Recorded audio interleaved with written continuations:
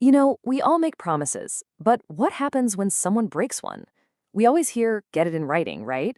But what if a simple promise, just someone's word, could actually have the full force of the law behind it? Well, today we're going to dive into this really fascinating legal idea, born from the chaos of World War II, that completely changed how we think about the power of our word. So let's just start with this question. Can someone legally just take back what they said, go back on their word, even if no new contract was signed? I mean, your gut might say no, but legally, it's tricky. A deal's a deal, but what if one person isn't really getting anything new out of it? That's the puzzle we're about to piece together. And to figure it out, our story has to start in a pretty incredible setting, London, right in the middle of the Blitz during World War II. And, like any good story, this one has two main characters.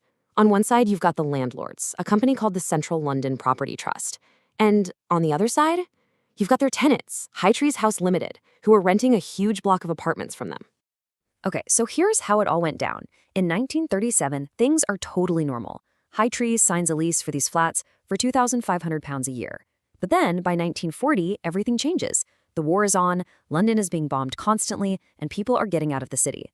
As you can imagine, those apartments were suddenly almost all empty. So the landlords did something pretty reasonable. They made a promise. They agreed in writing to cut the rent in half, down to £1,250. And that's how things stayed until 1945, when the war finally ended and people came flooding back to London. But with peace came, well, a brand new kind of fight. That wartime deal was about to completely fall apart. See, with the flats full again and business back to normal, the landlord had a serious change of heart. They wanted their money. And I don't just mean the reduced rent, I mean all of it. And this created this huge gap between where the two sides stood. The tenants had been paying the promised rent, the $1,250, but the landlords were suddenly demanding the full original rent of $2,500. That's a 100% increase, literally overnight. But here's the real kicker. It gets worse. The landlord didn't just want the full rent from that point on. No. They wanted to claim the full amount for the entire war.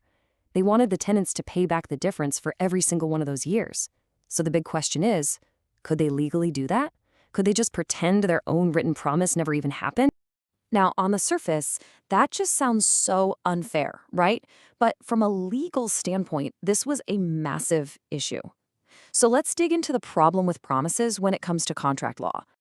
To really get this, we need to know one key legal term. It's called consideration.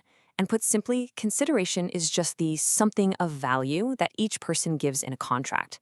It's the money, the goods, the service. It's what you give in exchange for what you get. The law needs to see this to make sure it's a real bargain, not just a casual, one-sided gift. So here's the crucial part. For a promise to actually be a legally binding contract, it needs consideration from both sides. It has to be a two-way street. If you've just got a promise without any consideration, well, that's a one-way street. And usually the law isn't going to step in and force someone to follow through on that. And that was the giant hole the tenants found themselves in. I mean, think about it. The landlord promised to take less rent, but what did the tenants give in return for that specific promise? Nothing new. They were just paying less. According to the old-school rules of contract law, this meant the landlord's promise was legally meaningless. It seriously looked like the tenants were about to lose, big time. But this case landed in the hands of a very, very creative judge who came up with an absolutely brilliant solution to avoid a totally unfair result. So let's just pause here for a second. Based on that strict rule of consideration, who do you think won? The landlord, who pretty much had the letter of the law on their side, or the tenant, who had just been relying on a promise that was made in good faith? Well, the judge, a guy named Lord Denning, looked at the whole situation and basically said, hold on a minute. He came out with this incredibly powerful line that people still quote today. A promise intended to be binding, intended to be acted on, and in fact acted on, is binding. He was basically forging a new legal path right then and there. And this leads us to the huge idea at the center of this whole thing, promissory estoppel. It's a legal principle that says, basically, you can be estopped or stopped from going back on your promise if doing so would be unjust. Even without any new consideration, if someone makes a clear promise and you rely on it, the law can jump in to stop a major injustice from happening. So here's how Judge Denning actually applied this idea. The final verdict was this really clever compromise based on fairness. First, he said the conditions that led to the promise, the war, the empty apartments, those were over. So the landlord could start charging the full rent again from the middle of 1945. But, and this is the big one, they were stopped from going back in time to collect all that back rent from the war years. And why? Simple. Because the tenants had relied on their promise. It would have been completely unfair to hit them with that bill now. The single case didn't just settle one dispute over some flats in London.